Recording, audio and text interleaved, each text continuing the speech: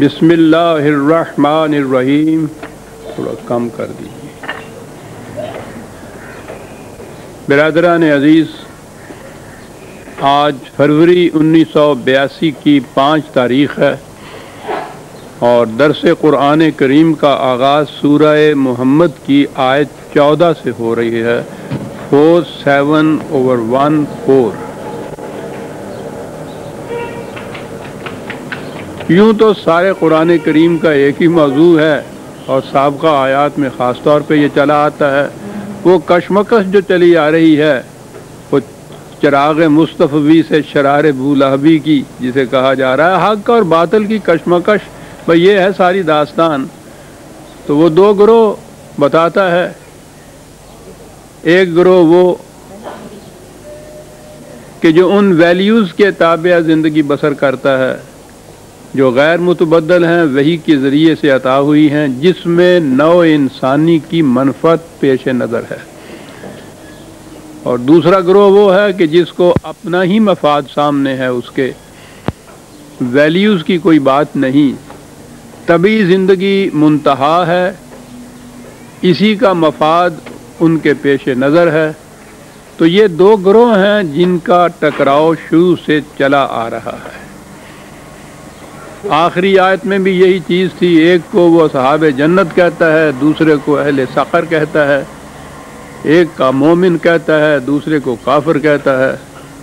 اور انہی 2 کے متعلق اب کہا ہے اگلی آیت میں کہ افمن کان علی بینۃ من ربہ کمن زین لہ سوء عملہ واتبعوا اہواءہم. کیا بات ہے، ایک ایک لفظ قرآن کریم کا کتنا جامع چلا آ رہا ہے. وقت بھی تھوڑا ہوتا ہے اور پھر زندگی بھی تھوڑی ہوتی ہے، ورنہ قرآن کے تو ایک ایک لفظ پہ پتہ نہیں کتنا وقت چاہیے آدمی کو. کہا کہ یہ 2 گروہ ہیں. ذرا غور کیجئے کہ کیا یہ 2 برابر ہو سکتے ہیں. اور کیا یہاں کہا ہے، ایک وہ ہے کہ جو نہایت واضح شاہراہ کے اوپر چلا جا رہا ہے، جو اسے سیدھا منزل مقصود تک پہنچا دے گا. کسی قسم کا الجھاؤ نہیں، فریب خوردگی نہیں، غلط فہمی نہیں، فریب دہی نہیں. صاف واضح راستہ منزل تک پہنچانے والا. دوسرا گروہ ہے کہ جسے اس کے غلط کام صحیح بن کر دکھائی دیتے ہیں، برائی بھلائی بن کر دکھائی دیتی ہے. یعنی یہ عجیب چیز ہے خود فریبی کی کہ اسے غلط کام اچھے بن کر دکھائی دیتے ہیں، بلکہ مزین نظر آتے ہیں، خوشنما نظر آتے ہیں. یہ کون سا طبقہ ہے؟ کھلے بندوں جو لوگ خلاف ورزیاں کرتے ہیں ان قوانین کی، ان اقدار کی، وہ اس خود فریبی میں مبتلا نہیں ہوتے. وہ دھڑلے سے یہ سب کچھ کرتے ہیں کہ ٹھیک ہے ہم نہیں مانتے، ہم وہی کچھ کریں گے جو ہمارا دل چاہے گا. انہیں سوء عمل ان کا جو ہے بری بات بھلائی بن کے دکھائی نہیں دیتی.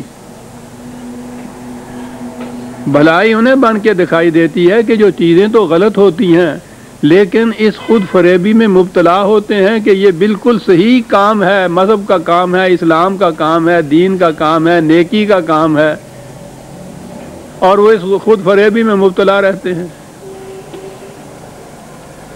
زُیّنَ لَہُ سُوءُ عَمَلِهِ، در حقیقت وہ کام تو برائی کا ہوتا ہے لیکن انہیں مزین بن کے دکھائی دیتا ہے کہ بہت اچھا کام ہے.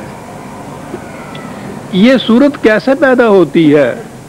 کہا وَاتَّبَعُوا أَهْوَاءَهُمْ. جو شخص یہ جسے ہم نے اقدار کہا ہے، ویلیوز کہا ہے، وحی کی رہنمائی کہا ہے، وہ خارج سے ملتی ہے، باہر سے ملتی ہے. اس میں کسی قسم کی خود فریبی نہیں ہوتی. چوراہے پہ وہ جو بتی جلتی ہے، وہ جو سرخ اور سبز جو ہوتی ہے، وہ خارج میں ہوتی ہے. وہ ہارے کو پتہ ہے کہ یہ سرخ بتی ہے، اس میں رکنا ہے، سبز ہے آگے بڑھنا ہے. اور اگر یہ صورت نہ ہو، خارج سے روشنی نہ ملے، انڈیکیشن نہ ملے، رہنمائی نہ ملے، خود ہی فیصلہ کرنا ہو، تو پھر اپنی اپنی خواہشات، اپنے اپنے مفاد کے مطابق فیصلے ہوتے ہیں۔ کہا جب کیفیت یہ ہو جائے انسانوں کی کہ ہر شخص اپنے مفاد کے مطابق قدم اٹھائے، تو ظاہر ہے کہ وہ اپنے نقصان کے لیے تو کبھی نہیں قدم اٹھائے گا۔ بذام خیش وہ یہی سمجھے گا کہ یہ فائدے کی چیز ہے، خود جو فیصلہ کیا، لیکن اس نے کہا ہے کہ یہ بات ہر انسان کے اپنے فیصلہ کرنے کی نہیں ہے، انسان کے فیصلوں پہ اس کے جذبات جو ہیں وہ محیط ہوتے ہیں، حاوی ہوتے ہیں، یا کم از کم انہیں متاثر کر دیتے ہیں۔ اور یہ چیز اس طرح سے انکانشس مائنڈ جسے آپ کہتے ہیں، غیر شعوری طور پر انسان کے اندر سے یہ چیز ایسے ہوتی ہے کہ شعوری طور پہ اسے معلوم ہی نہیں ہوتا کہ میں یہ غلط کام کر رہا ہوں۔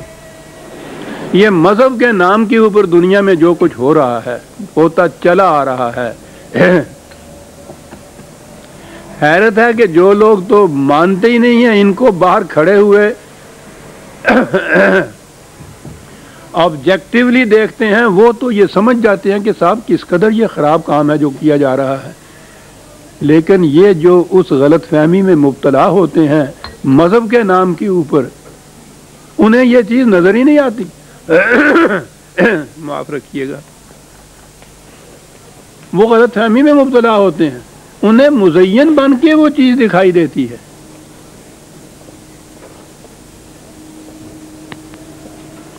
وَاتَّبَعُوا أَهْوَاءَهُمْ،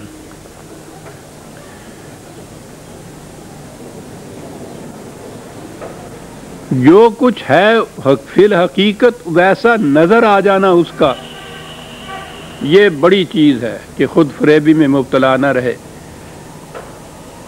ایک روایت ہے جسے منسوب کیا جاتا ہے نبی اکرم صلی اللہ علیہ وسلم کی طرف، اور میں سمجھتا ہوں کہ وہ صحیح ہو سکتی ہے، بڑی اہم چیز ہے۔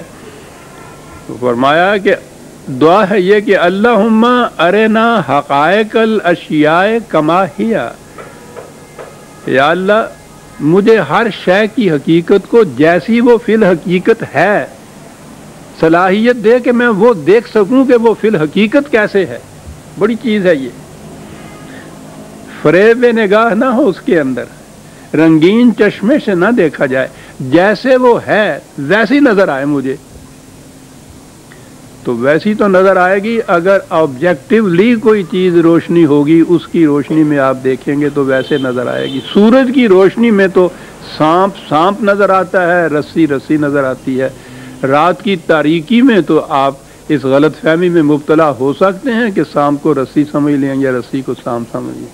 خارج سے روشنی کی ضرورت ہے، اور وحی کی ضرورت یہی ہے کہ پھر انسان اپنے جذبات کا اتباع کرنے کی بجائے وہ جو خارج سے وحی کی رہنمائی ملتی ہے اس کے پیچھے چلتا ہے۔ وہاں وہ سانپ سانپ نظر آتا ہے، رسی رسی نظر آتی ہے، دھوکہ نہیں کھاتا۔ دین میں انسان دھوکہ نہیں کھاتا، کیونکہ وحی خداوندی کی روشنی میں وہ چلتا ہے۔ مذہب میں سب سے زیادہ خود فریبی میں مبتلا ہوتا ہے انسان کہ وہ دیانت داری سے، جسے کہتے ہیں ایمانداری سے، نیک نیتی سے سمجھتا ہے کہ میں بالکل صحیح کام کر رہا ہوں، اور وہ غلط ہوتا ہے۔ اس کا فیصلہ کیسے ہوتا ہے؟ وہی خارج سے وحی کی روشنی میں پرکھ کے دیکھیے، وہ بتائے گا کہ صحیح کیا ہے اور غلط کیا ہے۔ معلوم نہیں، مجھے یاد پڑتا ہے کہ میں نے اتباع اور اطاعت کا فرق بتایا تھا، لیکن کوئی بات نہیں، یہ تو بار بار بات آتی ہے، اور بڑی اہم چیز ہے عزیزان مان، بڑی اہم چیز ہے۔ اگرچہ لفظ اطاعت کے اندر بھی یہ ہے دل کی رضامندی سے کسی بات کو ماننا یا تعمیل کرنا یا فرمانبرداری کرنا کسی حکم کی، اس میں بھی یہ چیز ہے۔ دل کی نارضامندی سے جبر سے کوئی چیز اگر کی جائے، بطیب خاطر نہ کی جائے، تو اس کے لیے لفظ اطاعت کا استعمال ہی نہیں ہوتا۔ اطاعت تو ہوتی یہ ہے، لیکن اتباع جو ہے وہ اس سے بھی ایک